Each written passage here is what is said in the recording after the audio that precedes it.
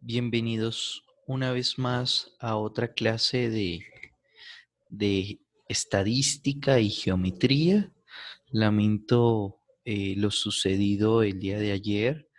En realidad tuve un inconveniente con la prestación del servicio de la luz.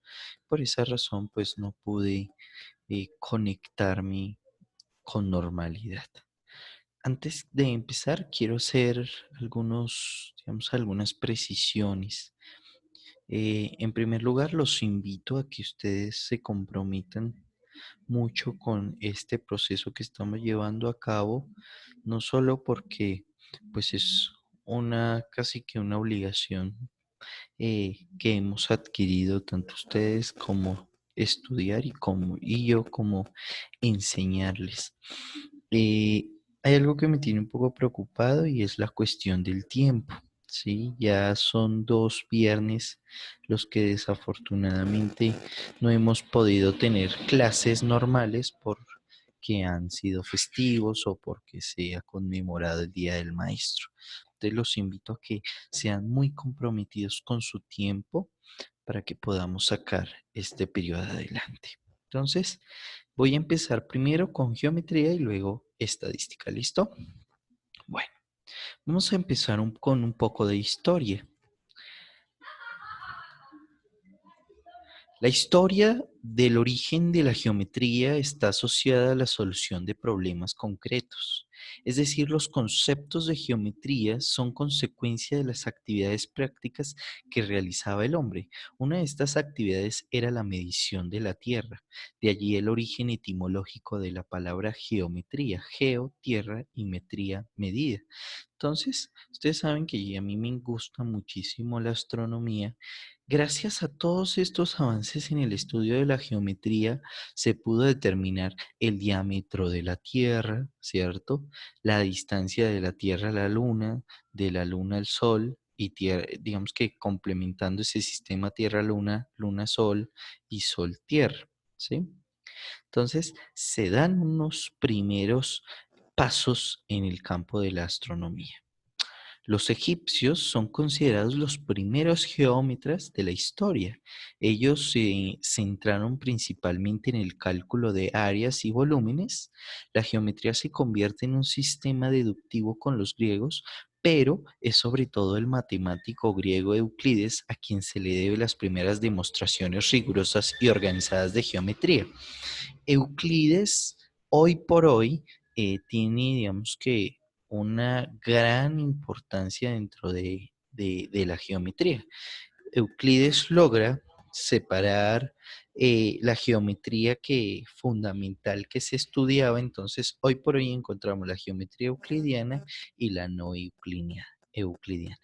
Entonces, aquí vemos una pintura de Basabe que se llama El rostro humano de las matemáticas y allí en el año de la ciencia, en el año 2007, Basabe pinta a Euclides.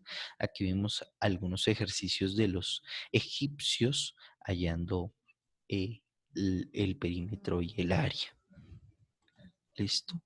Euclides es famoso por su obra titulada Los Elementos, la cual está constituida por 13 libros que se han utilizado como textos de estudio por cerca de 2000 años.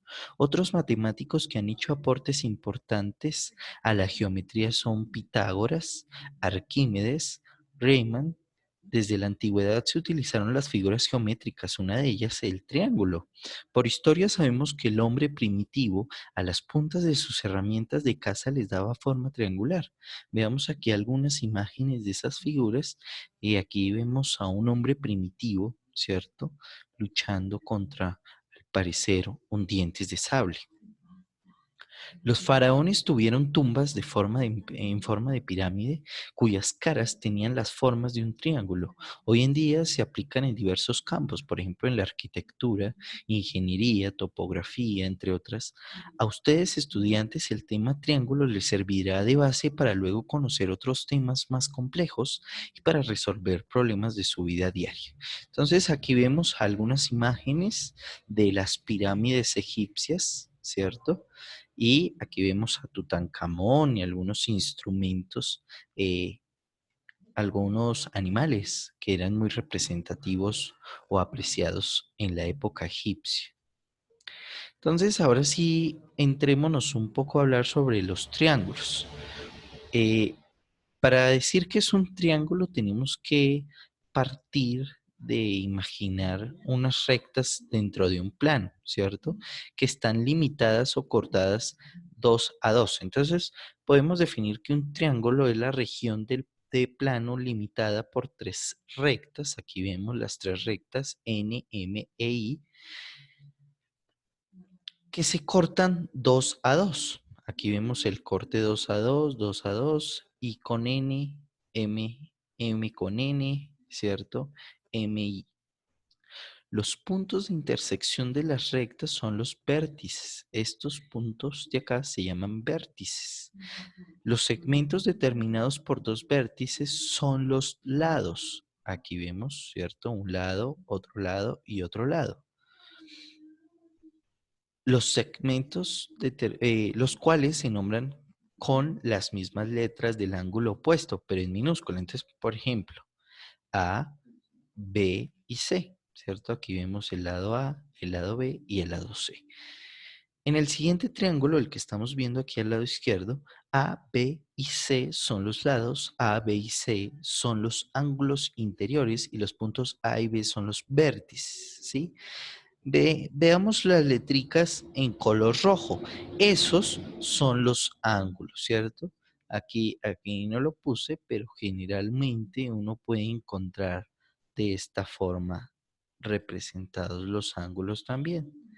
A, ¿cierto? El ángulo de B y así sucesivamente. ¿Listo? Bueno, entonces continuemos aquí. Los triángulos se clasifican según la medida de sus lados y según las medidas de sus ángulos. Entonces aquí vemos, por ejemplo, el triángulo equilátero donde todos sus lados tienen la misma medida. El isósceles, al menos dos de sus lados tienen la misma medida, y el escaleno, donde todos sus lados tienen diferentes medidas. Las marcas en los lados de los triángulos isósceles significan que dichos lados son congruentes, es decir, tienen la misma medida. Esto se simboliza, ¿cierto? A, B aproximadamente es igual a B a C, ¿cierto? Listo. Entonces aquí también lo podemos encontrar según las medidas. Por ejemplo, el acutángulo tiene todos sus ángulos son agudos. El obtusángulo, un ángulo obtuso y dos agudos, que tiene que ver mucho con este. El rectángulo tiene un ángulo recto y dos agudos, ¿sí? Entonces aquí vemos el ángulo recto y los dos agudos. Aquí también nos dan un dato curioso. En dos triángulos isósceles, los ángulos opuestos a los lados congruentes son congruentes. Entonces, ahí vamos a dejar un poco lo de geometría y vamos a empezar con estadística. Sé que quizás han visto esto con mucha regularidad, pero con esto vamos a darle paso a las medidas de no tendencia central. Pero entonces para eso necesitamos entender las de tendencia central. Entonces, las medidas de tendencia central son medidas estadísticas que pretenden resumir en un solo valor a un conjunto de valores. Entonces, para eso voy a tomar un ejemplo y es la edad de los jugadores de la selección Colombia. Entonces vemos a Mejía, a Vaca, a Rodríguez, Cuadrado, Ospina, Arias y Sánchez. He tomado 8 jugadores de la selección Colombia con sus respectivas edades. Ay, perdón, y Mina, había olvidado ahí colocar a Mina. Entonces, ellos representan un conjunto de datos. Miren que cuando lo vemos como un conjunto de datos, ya no lo vemos como Mejía, como Vaca, sino como 31, 33, 28, 31, 32, 29, 30, 34 y 25. Pero esos datos, ¿cierto? Tienen, pues, aquí su representación o su figura humana, ¿cierto? Digámoslo así, de estos datos agrupados que he escogido para este estudio. Entonces, ¿cuál es la finalidad de usar la estadística cuando tenemos un conjunto de datos? La finalidad, pues, es incluir en nuestro estudio eh, los datos agrupados para proceder a realizar un análisis riguroso de los datos. Entonces hay algo que nos va a servir mucho y son las medidas de tendencia central, porque a partir de ellas podemos hacer inferencias y también tomar posición frente a lo que nos dice. Entonces, la primera medida de tendencia central que vamos a ver se llama la moda. Y pues quizás ustedes han escuchado mucho sobre el coronavirus. Hoy por hoy es moda hablar de coronavirus, ¿cierto? Quizás hace, digámoslo así, 5 meses no era tan de moda hablarlo. ¿Cierto?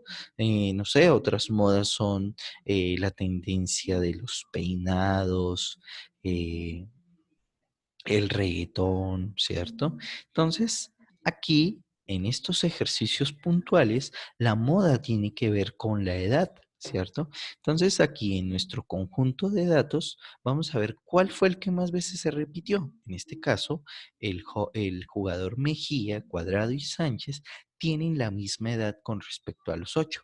Es decir, que si vamos a sacar la moda de este conjunto de datos que tenemos, pues será 31 años, porque es la que más veces se repitió en nuestros datos. ¿Listo? Bueno, entonces ahora vamos a ver la mediana. Para ver la mediana es necesario reorganizar los datos que tenemos de menor a mayor. Entonces vemos que Mina, 25 años, Rodríguez 28, Arias 29, Cuadrado 31, Sánchez 31, Mejía 31, Pina 32, Vaca 33. Entonces, ¿qué es la mediana? La mediana es el valor que ocupa el lugar central de todos los datos cuando estos están ordenados de menor a mayor.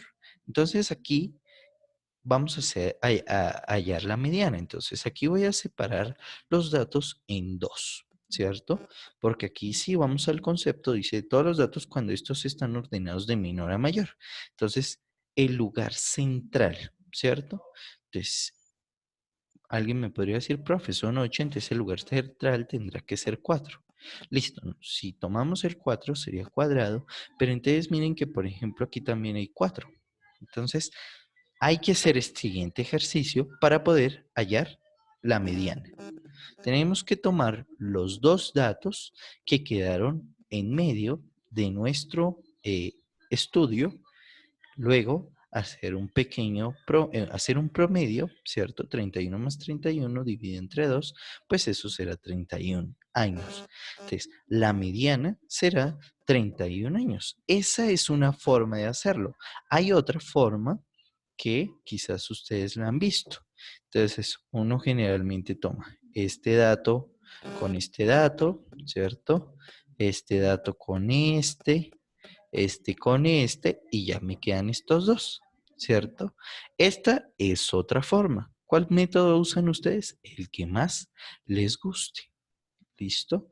Por ejemplo, si tuviéramos solo 7 jugadores, eliminando a Vaca, por ejemplo, vamos a eliminar a Vaca, ¿cierto? Tendríamos 7 jugadores, entonces sería Mina, ¿cierto? Con Ospina, Mina Ospina, Rodríguez con Mejía, Arias con Sánchez, y entonces solo quedaría Cuadrado, ¿sí?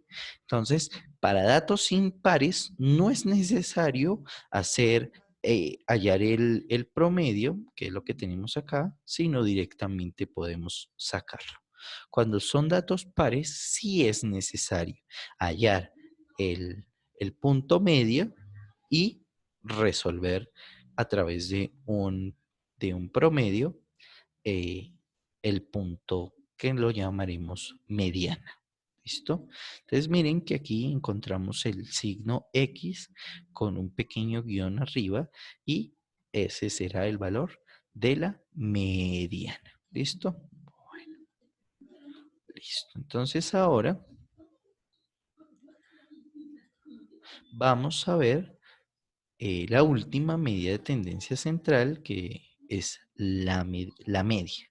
Entonces, la media es la suma de todos los datos divididos entre el mismo número de datos. Es una definición muy sencilla, ¿cierto? Entonces, ¿qué datos tenemos? Mina, 25 años, Rodríguez, 28 años, Arias, 29 años, Cuadrado, 31 años, Sánchez, 31 años, Mejía, 31 años. Por esa razón, he multiplicado por 3 el 31, Ospina 32 y Vaca 33. Entonces, al hacer la sumatoria de esto, pues me va a dar 240. Y lo voy a tener que dividir sobre 8. Entonces, 240 dividido entre 8 me da 30 años. Entonces, con eso puedo hacer la siguiente conclusión, de que la media es de 30 años. ¿Listo? Entonces, es muy sencillo hacer el ejercicio de las medidas de tendencia central para datos agrupados, ¿cierto? Listo. Entonces, las medidas de tendencia central las representamos así. La media o el promedio, la mediana y la moda. ¿Listo? Aquí vemos otras formas de representarlas. La media, la moda y la mediana. ¿Listo? Entonces, la próxima clase vamos a seguir repasando las expresiones algebraicas, vamos a ver un poco de operaciones combinadas y vamos a entrar a productos notables. Próxima clase, 29 de mayo. ¿A qué hora? Los estudiantes del curso 803 tendrán su clase a las 8:10 y los de 804 a las 7:10 de la mañana. Listo. Ahora viene la parte del reto. Inscribirse al Classroom, si no lo ha hecho, ¿cierto? Es importante que lo haga porque yo ahí les comparto las notas y todo. Mas, sin embargo, si no puede hacerlo, me puede enviar las actividades vía correo o al WhatsApp. ¿Listo? Realizar la actividad propuesta en la tarea Reto 2, que se las voy a subir al Classroom y se las compartiré a los grupos de WhatsApp. Tercero, van a responder en su cuaderno de geometría la siguiente pregunta. ¿Qué pasaría si la Tierra tuviera más de una luna? Cuarto, aprovechar mi tiempo en casa. Y quinto, no olviden enviar el trabajo antes de las 6 de la tarde del día jueves 28 de mayo. ¿Listo? Debido a estos percances que tuve el día de ayer, pues por eso voy a dejarles tiempo para que puedan enviar su tarea y que puedan realizarla con aplicación. Lo de qué pasaría si la Tierra tuviera más de una luna, lo tienen que hacer en su cuaderno. No lo tienen que enviar al Classroom, ¿de acuerdo? Solo lo del reto 2. Entonces la guía les dirá qué deben de hacer. ¿Listo? Mis recomendados. Creo que con ustedes no había tenido la oportunidad de presentar los recomendados. Es un espacio pequeñito que hago dentro de mis clases para mostrarles cosas que hay aparte de las novelas que ustedes suelen ver o de los programas que tienen. Uno de ellos, y es mi favorito, se llama Cosmos, Mundos Posibles. Lo presentan a través de National Geographic o también a través de YouTube. Pueden buscar Cosmos y ahí encuentran cada capítulo. A las 9:20 los presentan por National Geographic, o pues si ustedes quieren entrar por YouTube lo van a encontrar las 24 horas del día. Otra sugerencia e invitación es a que todos los jueves a las 3 de la tarde se vinculen a nuestro Facebook o YouTube del Club de Astronomía Andrómeda a participar de nuestros encuentros virtuales hablando precisamente de ciencia, tecnología, astronomía, un poco de matemáticas, para que salgamos de la rutina y nos incorporemos en estas iniciativas que tenemos para ustedes. ¿Listo? No siendo más, espero que les haya gustado mucho esta clase. Un abrazo para todos y cualquier pregunta, duda o sugerencia será bien recibida y los podré atender a través de el, eh, mi número de contacto de WhatsApp. ¿Listo?